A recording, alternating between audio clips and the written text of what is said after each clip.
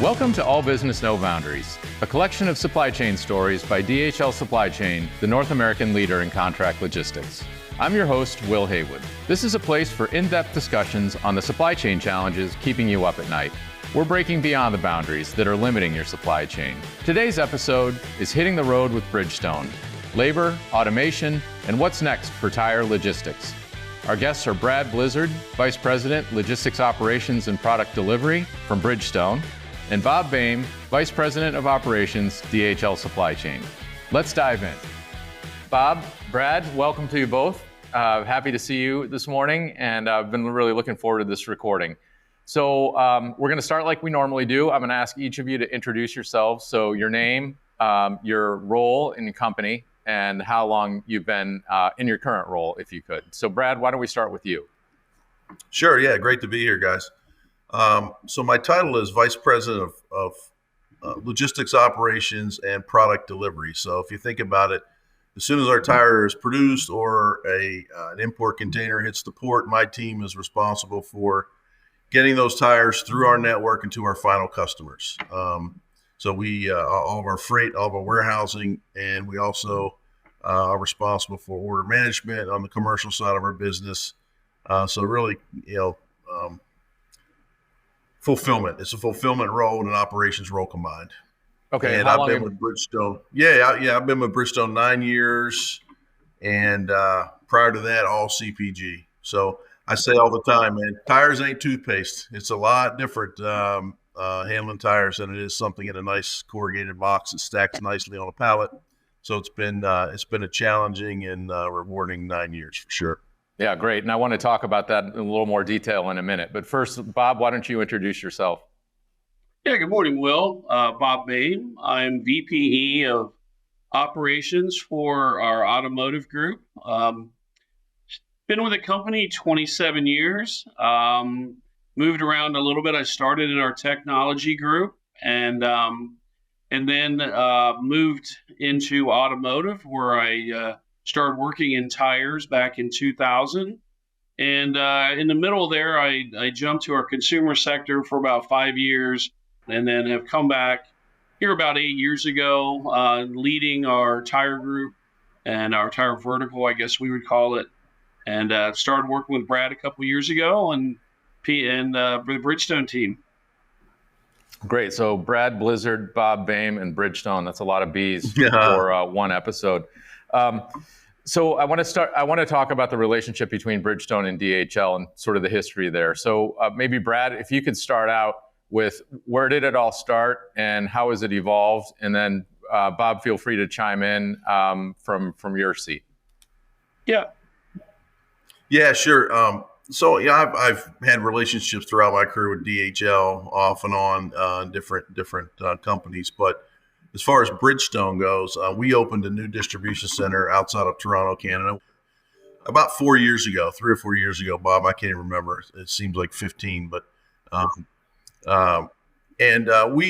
we run all of our distribution centers for the most part. And we decided that we were going to, particularly because it's in Canada, it's a different market. Labors can be interesting up there. We decided to look at having a 3PL manage that facility for us, and that's where we brought DHL in to run that facility for us. And we started up during COVID, so that was interesting. We couldn't send anybody up there to train the DHL folks, and so we did everything, over the computer, over the phone, and DHL just did a great job getting that operation started during a very difficult time.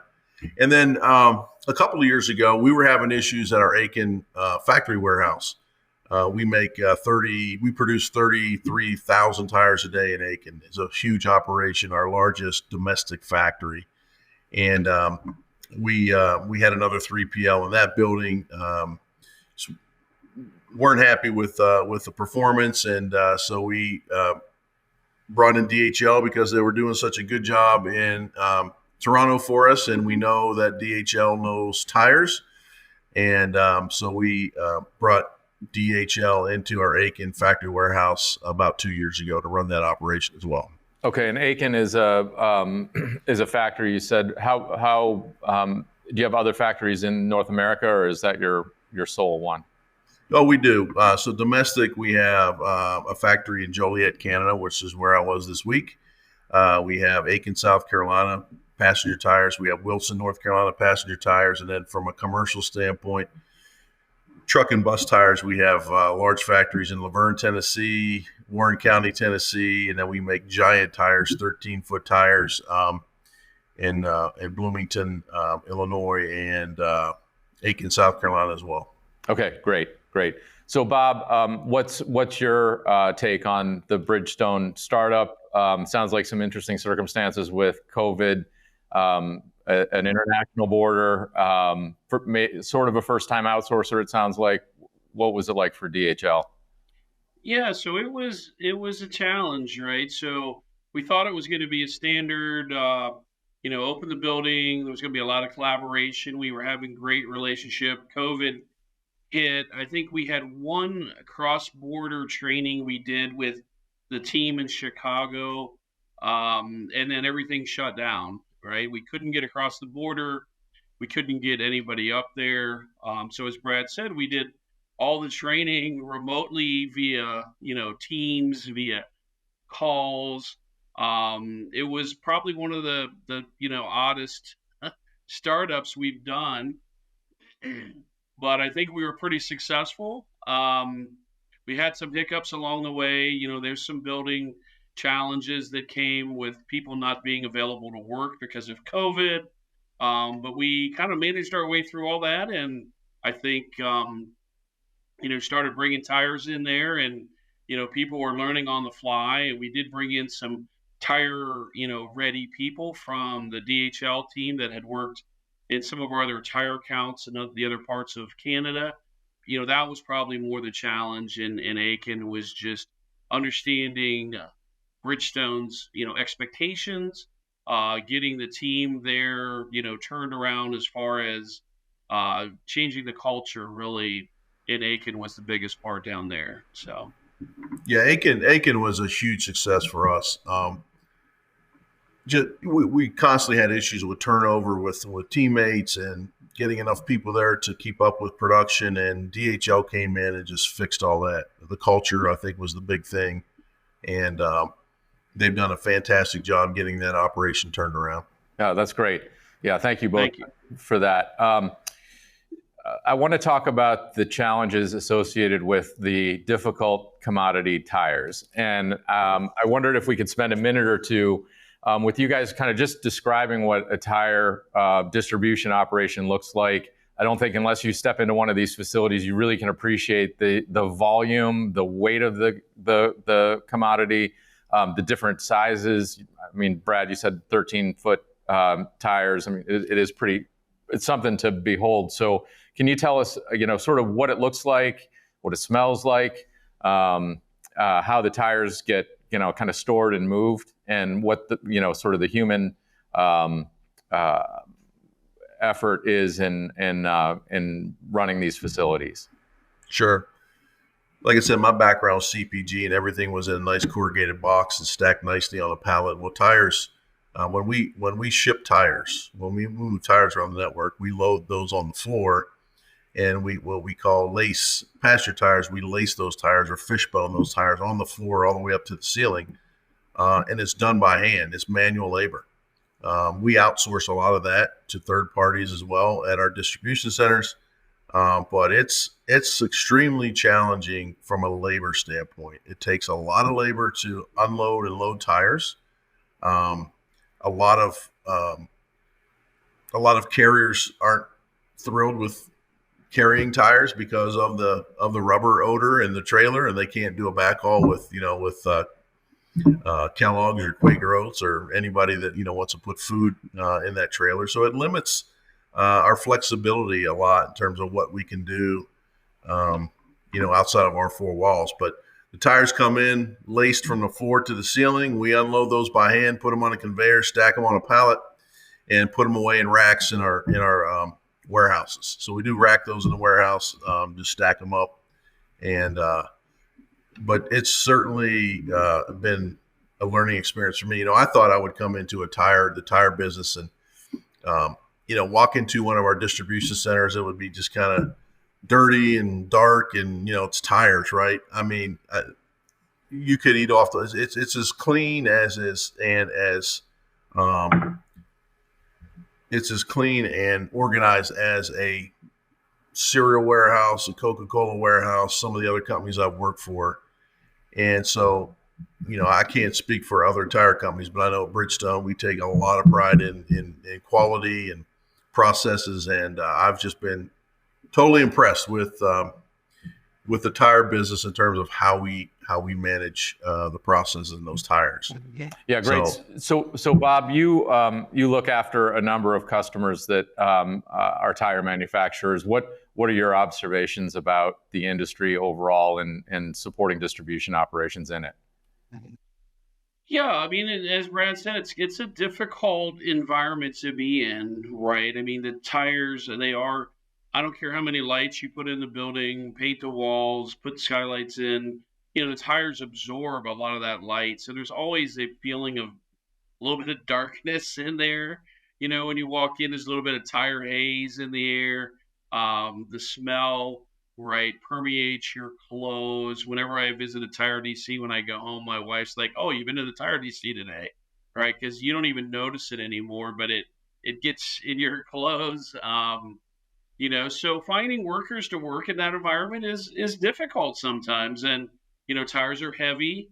They leave black marks sometimes on your clothes and your hands as you're handling them, and so when you think about, as a warehouseman and you have a choice on what warehouse you're going to work in, tires may not be your first choice. So we try to do a lot of education and in the hiring phase, showing them videos, taking them down the floor, explaining exactly what it's going to be like. You're going to be touching tires, and, what does it smell like? And so we try to spend a lot of time, from an educational standpoint, with our employees prior to, getting them on the floor. We do a tire training. There's a lot more to a tire, a DOT code that's on there, and, it tells when the tire was made, and the tire ID and all these things, right? And the tread codes. And so we have to do a lot of training up front for associates before they ever kind of touch their first tire. And, they have to be used to, it's a lot of heavy lifting. And like I said, it's not an environment where you're handling, little boxes of candy or whatever, right? So it takes a certain kind of individual, but we found that once they get in there, they stay. And to Brad's point, the buildings are, we try to keep them as clean and spotless as we can, so despite being big black tires, again, it's a place where I think we've thrived in the business. We have a number of tire manufacturers that we work with, and so I like to think that we're kind of the king of tire logistics. So, great. There are some very fit-looking associates in those warehouses, I know. There is. Yeah, I wouldn't want to have a tug of war contest with those staffs. No. Yeah. So the human element is quite taxing, and I know you guys have started to look into some automation solutions, and there's something that we've talked about called Fred. Brad, I wondered if you could tell us what that is, how you started to get into it, where you think it is in terms of the evolutionary scale for automation for your operations. Sure.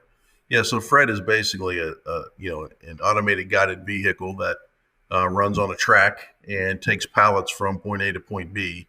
And as Bob said, labor is getting harder and harder to procure in these tire factories and distribution centers. So, matter of fact, again, I was in our Joliet plant yesterday. We're putting in 5 more AGVs there to really, because we can't hire enough people. So it's going to allow us to take 5 people per shift off of the operation. So, and it's it can be costly a little bit, but what we're doing in Aiken is kind of a bare bones AGV. We expanded our Aiken factory warehouse a few years ago. It's a little over 1,000,000 square feet. And because of the geography and the topography, it's a very long building. So literally to get from the palletizers where tires come out of the factory to the back of the warehouse is almost a half a mile travel. And so you can imagine we spend a lot of time, a lot of travel time, a lot of manpower just trucking tires into the warehouse from the palletizer. So we're putting in these AGVs nicknamed Fred. Bob will have to tell you why they nicknamed them Fred, but to basically do that. So they will make a loop from the palletizers coming out of the factory. They'll bring a pallet in the back of the warehouse to a drop zone, drop it off, then we'll have somebody back there put it away. And then they'll pick up potentially empty pallets and bring back up to the factory. So that's what we're doing at Aiken, and that's very similar to what we're doing in Joliet, Canada as well. Okay, so Bob, why Fred? As far as the name Fred, that came from the manufacturer. We kind of joked about that when that first came out, but that's their terminology. And so we continue to use Fred now in multiple tire locations. It's been a good move for us. We've also started looking at Humanoids and doing some loading and unloading of the trailers with Humanoids. So a lot of work being done there on our team with that. And, we hope to maybe have a working pilot sometime in early 25. We've talked to Brad about trying to get that into one of his sites and see if we can get that Humanoid to move some tires for us. So a lot of exciting stuff going on. That would be a game changer because, again, think about how labor intensive it is to unload 1,100 tires that are stacked in the truck and load them on a pallet and then, load those tires back into another trailer and do that all day. And that would be a game changer, Bob. So keep pushing that one. Yeah, we're going to keep going until we get it right. I want to wrap up.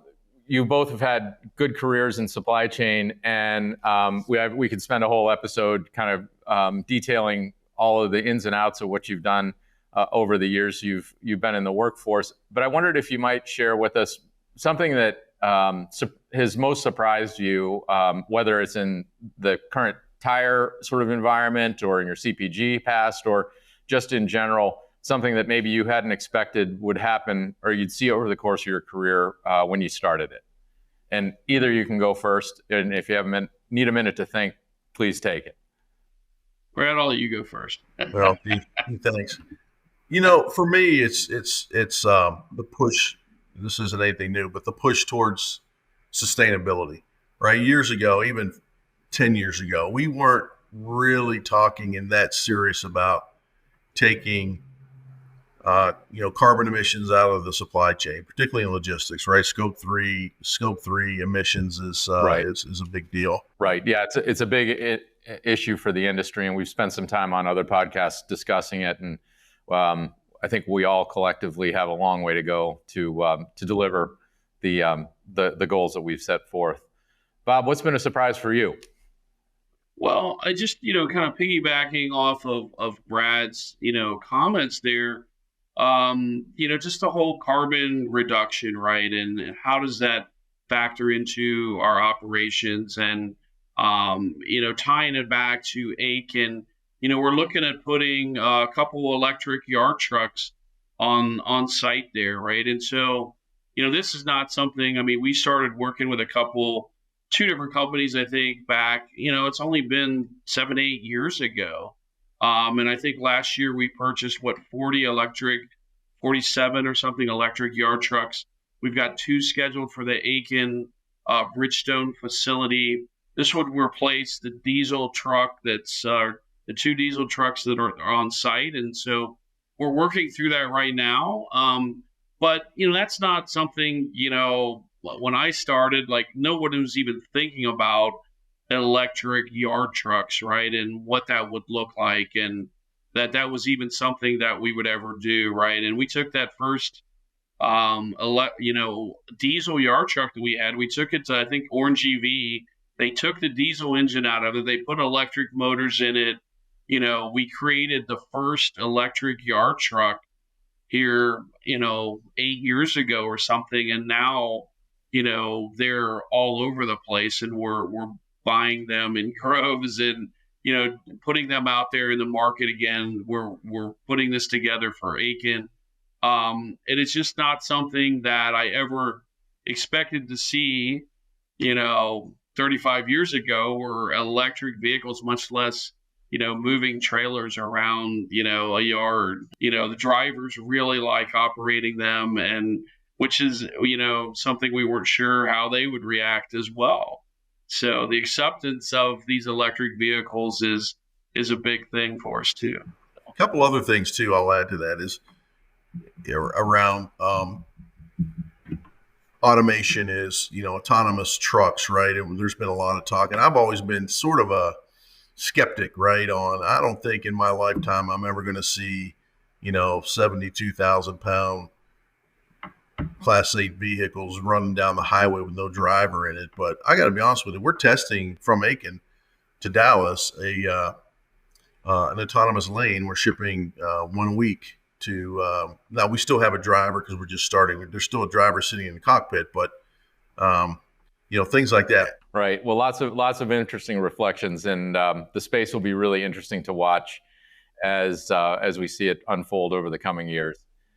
So thanks both to both of you. It's been really great to hear about the logistics of tires in the first place, and then your perspective on your careers and how you've seen the industry change in support of that. So look forward to a good summer, both of you, and hope to see you both soon. All right. Thanks, Will. Thanks a lot. Thanks, Bob. See you. Thanks, Brad. Take care. If you enjoyed today's episode, be sure to rate us and subscribe to us on Apple Podcasts, Spotify, or wherever you get your podcasts. You can also re-listen to our entire library of episodes on our website, dhl.com/ABNB podcast. See you next time.